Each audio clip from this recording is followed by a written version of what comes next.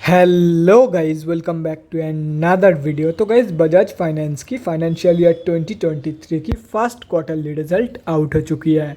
तो गाइस, इस वीडियो में हम लोग यही देखेंगे कि कंपनी ने जून क्वार्टर में कैसी परफॉर्म की है, क्या क्या पॉइंट्स इंप्रूव हुई है एंड कहाँ कहाँ पे कंपनी ने डिटोरिएट की है, और कंपनी के फंडामेंटल्स भी चेक करेंगे और देखेंगे कि क्या ये कंपनी पैसे लगाने लायक है या नहीं। उसके साथ साथ हम लोग कंपनी के टेक्निकल्स के बारे में भी डिस्कस करेंगे। तो गाइस, बिना टाइम वेस्ट किए कंपनी की फंडामेंटल एनालिसिस करते हुए वीडियो को शुरू करते हैं। तो गाइज, अगर इस कंपनी के बिजनेस के बारे में डिस्कस करें तो ये कंपनी सिंपली पैसा उधार देती है। This company is mainly engaged in the business of lending. ये कंपनी बहुत बीएससी एंड एनएससी में लिस्टेड है। एंड अगर इस कंपनी के कुछ इंपॉर्टेंट फिगर्स के बारे में डिस्कस करें तो 4,25,617 करोड़ की है कंपनी की मार्केट कैप। 49.4 की पी है, जो कि बहुत ही ज़्यादा हाई है। 10.3% है कंपनी की ROCE एंड 17.5% है कंपनी की return on equity. Last 6 months की रिटर्न नेगेटिव में जा चुकी है, नेगेटिव बाय 6.86%। एंड लास्ट 3 साल की जो सेल्स ग्रोथ है वो अप्रोक्सीमेटली 20% के आसपास निकल के आ रही है, जो कि 3 साल की कंपेरिजन में बहुत ही बेहतरीन है। बुक वैल्यू से बहुत ही ज़्यादा ऊपर ट्रेड कर रही है।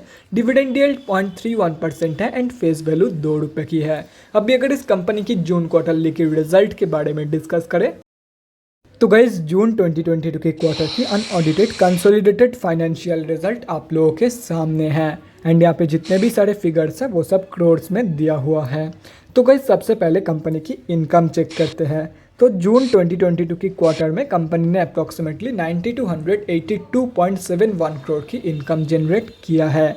और अगर ये मार्च 2022 की क्वार्टर एंड जून 2021 की क्वार्टर से कंपेयर किया जाए तो मार्च 2022 की क्वार्टर में कंपनी ने 8630.28 करोड़ की इनकम जनरेट किया था। एंड जून 2021 की क्वार्टर में 6743.25 करोड़ की इनकम। तो ईयर ऑन ईयर बेसिस पे and quarter on quarter basis पे कंपनी ने एक हेल्दी इनकम ग्रोथ यहाँ पे दिखाई है। अभी अगर कंपनी की नेट प्रॉफिट मतलब प्रॉफिट आफ्टर टैक्स के बारे में डिस्कस करें तो जून 2022 की क्वार्टर में कंपनी ने 2596.25 करोड़ की प्रॉफिट जनरेट किया है। मार्च 2022 की क्वार्टर में कंपनी ने 2419.51 करोड़ की प्रॉफिट जनरेट किया था।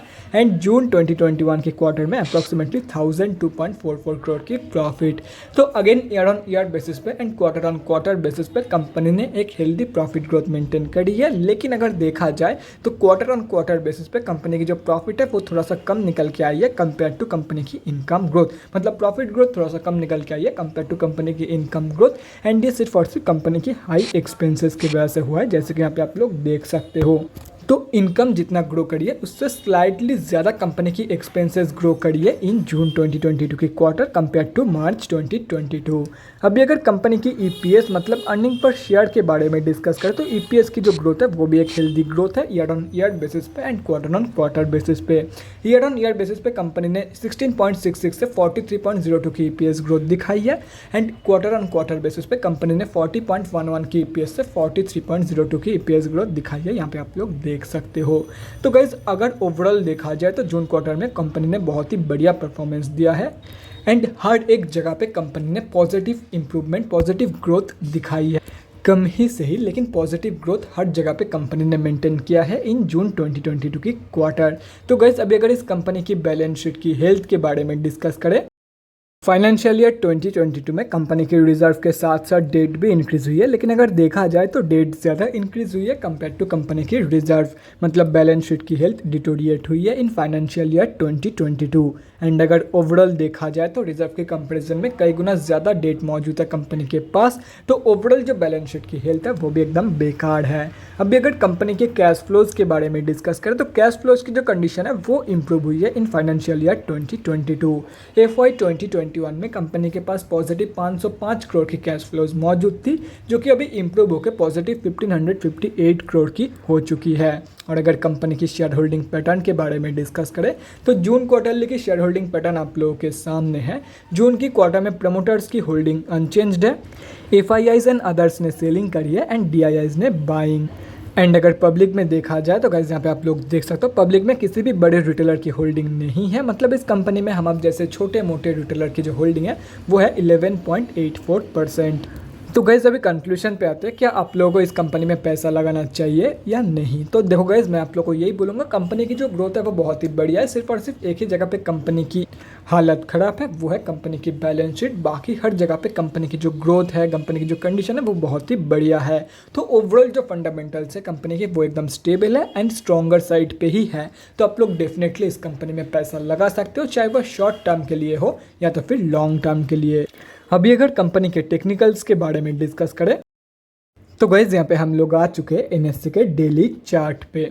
सबसे पहले उन लोगों के बारे में डिस्कस करते हैं जो लोग इस कंपनी में short term and long term के लिए एंट्री प्लानिंग कर रहे हैं। तो देखो गाइस, कंपनी अभी जहाँ पे ट्रेड कर रही है उसकी सबसे क्लोजेस्ट सपोर्ट जोन निकल के आ रही है 6500 रुपीज़ के आसपास। तो अगर ये कंपनी आप लोगों को इस प्राइस रेंज पे मिल जाती है तो आप लोग एक बहुत ही बढ़िया एंट्री प्लान कर सकते हो इन दिस कंपनी। एंड अगर बाई चांस कंपनी यहाँ तक की फॉल शो नहीं करती है तो एटलीस्ट 7000 रुपये के नीचे ही रखने की कोशिश करना अपनी एंट्री प्राइस। उसके ऊपर बाइंग कंसिडर मत करना, चाहे वो शॉर्ट टर्म के लिए हो या तो फिर लॉन्ग टर्म के लिए।